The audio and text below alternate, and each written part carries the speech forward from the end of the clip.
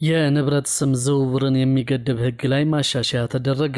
በዚህም መሰረት መሬት መቀላቀልና መክፈልን በሚመለከትም ገደብ ማስቀመጡ ታውቋል። በሌላ በኩል ደግሞ መንግስት ዋነኛ ትኩረቱን በቤት ግንባታ ላይ ማድረጉን የደረሰ መረጃ ያሳያል። ዝቅተኛና መካከለኛ ገቢ ያላቸው ሰዎች የቤት ባለቤት እንዲሆኑ ያስችላል የተባለለት የቤቶች ልማት ፖሊሲ እየተሰናዳ እንደሚገኝ መንግስት ይፋ አድርጓል። ሰላም ቤተሰቦቻችን፣ መረጃዎቹን የት ሀገርና የት ከተማ ሆናችሁ እየተከታተላችሁ እንደምትገኙ በሐሳብ መስጫው ላይ ጻፉልን። አሁን ዝርዝር መረጃዎቹን አንድ በአንድ ወደ እናንተ እናደርሳለን። እስከ መጨረሻው አብራችሁን ቆዩ። መንግስት ዋነኛ ትኩረቱን በቤት ግንባታ ላይ ማድረጉን የደረሰ መረጃ ያሳያል። ዝቅተኛና መካከለኛ ገቢ ያላቸው ሰዎች የቤት ባለቤት እንዲሆኑ ያስችላል የተባለለት የቤቶች ልማት ፖሊሲ እየተሰናዳ እንደሚገኝ መንግስት ይፋ አድርጓል። ፖሊሲው ለቤት ግንባታ የሚሆን የመሬት የፋይናንስ አቅርቦት እንዴት ይሁን የሚለውን ያካተተ እንደሚሆን የከተማና መሰረተ ልማት ሚኒስቴር አሳውቀዋል። ፖሊሲው አነስተኛና መካከለኛ ገቢ ላላቸው ዜጎች መኖሪያ ቤት እንዲኖራቸው ለማድረግ 8 አቅጣጫዎችን ለይቶ ያስቀመጠ እንደሆነ ተነግሯል። በተጨማሪም በመጪዎቹ 5 ዓመታት ሊገነባ የታቀደውን የ1.5 ሚሊዮን ቤቶች ግንባታም እውን ለማድረግ ፖሊሲው አስቻይ ሁኔታን ይፈጥራል ተብሎለታል። የከተማና መሰረተ ልማት ሚኒስቴር የቤቶች ልማት መሪ ስራ አስፈጻሚ አቶ ጸጋይ ሞሼ የቤት ችግርን ለመፍታት የመሬትና የፋይናንስ አቅርቦት ችግርን መፍታት፣ ዘመናዊ ቴክኖሎጂዎችን መጠቀም፣ መሰረተ ልማትን ማሟላት የሚሉና ሌሎች በፖሊሲው ተለይተው ተቀምጠዋል። እነሱም ላይ ይሰራል ብለዋል። የግል ቤት አልሚዎች ከዚህ ቀደም ሲያነሷቸው የነበሩ እንደ አሳሪ የህግ ማዕቀፎችና የአሰራር ስርዓቶች ያሉ ችግሮች እየተፈቱ ነው ያሉት አቶ ጸጋዬ፣ ነገር ግን አሁንም በዘርፉ ያሉ ችግሮች እንዳሉ ኃላፊው ጠቅሰዋል። በዘርፉ ያሉ ቤት አልሚዎች የሚያነሷቸውን ችግሮች በተመለከተ እየተዘጋጀ ነው ባሉት የቤት ልማት ፖሊሲ ችግሮቹ እንደሚፈታም ገልጸዋል።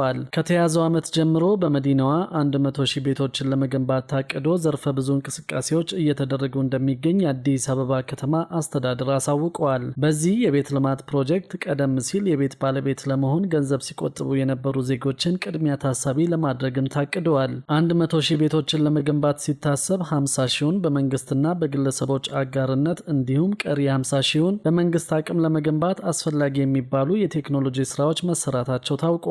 የዲዛይንና የፋይናንስ ስራዎችን በራስ አቅምና ሌሎች አማራጮችን በመጠቀም ግንባታውን ለማከናወን ዝግጅት መደረጉ ተመላክቷል። በተጨማሪም መፍጠንንና መፍጠርን ታሳቢ ያደረገ የከተማ ልማት እንቅስቃሴን ከግብ ለማድረስ ግንባታውን በቴክኖሎጂ የማገዝ ስራ በስፋት እንደሚከናወን ታውቋል። በበርካታ ሀገራት ተግባራዊ የሚደረጉ አዳዲስ ቴክኖሎጂዎችን በመጠቀም እነዚህን ቤቶች ገንብቶ ለነዋሪዎች ለማስተላለፍ መታቀዱን ነው የከተማ አስተዳደሩ ያሳወቀው። ለሀገራችን የመጀመሪያ የሆነውን ሲኤፍኤስ የግንባታ ቴክኖሎጂን በመጠቀም 26,000 ቤቶችን ለመገንባት ከንቲባ አዳነች አቤቤ የመሰረተ ድንጋይ በቅርቡ ማስቀመጣቸው ይታወሳል። ቤቶቹ ከዚህ ቀደም ከሚታወቀው የመኖሪያ ቤቶች በእጅጉ የተሻለ የቆይታ ዘመን እንደሚኖራቸው አመልክተው ይህም የከተማዋን ነዋሪዎች የቤት ፍላጎት ለማሟላት የሚደረገውን ጥረት በማገዝ ረገድ ከፍተኛ ድርሻ እንዳለው ገልጸዋል። ከዚህ በተጨማሪም ፋብሪካው ቤቶችን ለዜጎች ኢኮኖሚያዊ በሆነ መንገድ በላቀ ጥራት እንዲሁም በፍጥነት ማድረስ የሚያስችል አዲስ የህንፃ ግንባታ አሰራርን እውን የሚያደርግ በመሆኑ በግንባታ ወቅት ለበርካታ ዜጎች የስራ ዕድል እንደሚፈጥር ገልጸዋል። በሌላ በኩል ደግሞ የንብረት ስም ዝውውርን የሚገድብ ሕግ ላይ ማሻሻያ ተደረገ። በዚህም መሰረት መሬት መቀላቀልና መክፈልን በሚመለከትም ገደብ ማስቀመጡ ታውቋል። የከተማ መሬት ይዞታና የመሬት ነክ ንብረት ምዝገባ ረቂቅ አዋጅ ላይ ውይይት ከተደረገ በኋላ የከተማ መሬት ይዞታና የመሬት ነክ ንብረት ምዝገባ ረቂቅ አዋጅ በቅርቡ መጽደቁ ይታወሳል። አዋጁ የከተማ መሬት አያያዝ ወጥነት ባለው መልኩ በማደራጀት በመላው ሀገሪቱ ከተሞች ያሉ የመሬት ይዞታዎችን መመዝገብ አስፈላጊ በመሆኑ የተሰናዳ መሆኑ ተገልጿል።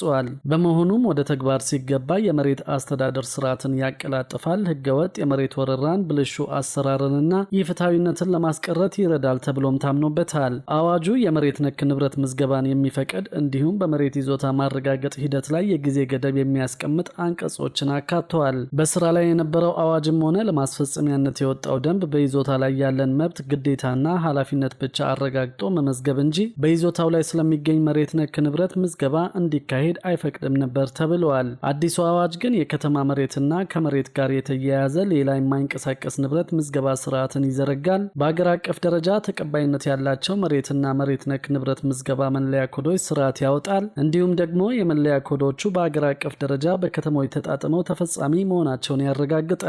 የከተማና መሰረተ ልማት ሚኒስቴር የተሰጠውን ስልጣን ለመወጣት እንዲያስችል መሬት ነክ ንብረት የሚመዘገብባቸው ያላቸውን ከይዞታ ጋር የተያያዙ ዋና ዋና ጉዳዮች በአዋጁ እንዲካተቱ መደረጉም ተጠቅሷል። ከመሬት በላይና በታች ያለውን እውነታ የሚያመላክት መሬት ነክ ንብረት ምዝገባ ቋሚ ንብረት መረጃን ከይዞታው ጋር ተሳስሮ በወረቀትና በዲጂታል ፎርም ከኦርቶ ፎቶ ጋር ተቀናይቶ እንደሚዘጋጅ ይገልጻል። የቁራሽ መሬት ማለትም ወሰኑ በምድርና በካርታ ላይ በግልጽ ተለይቶ የመጠቀም መብት የተረጋገጠለት ልዩ የመለያ ኮድ ያለው ነጠላ የመሬት ይዞታ ልዩ መለያ ኮድ ለመሬት ነክ ንብረትም እንደ መለያ ኮድ ሆኖ እንደሚያገለግልም ተደንግጓል። በዚህ መንገድ ተደራጅቶ በመዝጋቢ ተቋም ውስጥ ተደራጅቶ የሚቀመጠው መረጃ ለንብረት ዋጋ ግምት ዋና ማስረጃ ሆኖ እንደሚያገለግልም ተጠቅሷል። በአዋጁ መሰረት በመሬት ይዞታ ላይ ወይም በታች ያረፈ መሬት ነክ ንብረት ዝርዝር መረጃ ማለትም የንብረቱ አይነት፣ ንብረቱ ያረፈበት ስፋትና ከፍታ፣ ንብረቱ የተገነባበት ጊዜና የቆይታ ጊዜና ሌሎች ተያያዥ መረጃዎችን በማረጋገጥ የሚመዘግብ እንደሆነ ያስረዳል። በተመዘገበ መሬት ነክ ንብረት ላይ የሚከሰቱ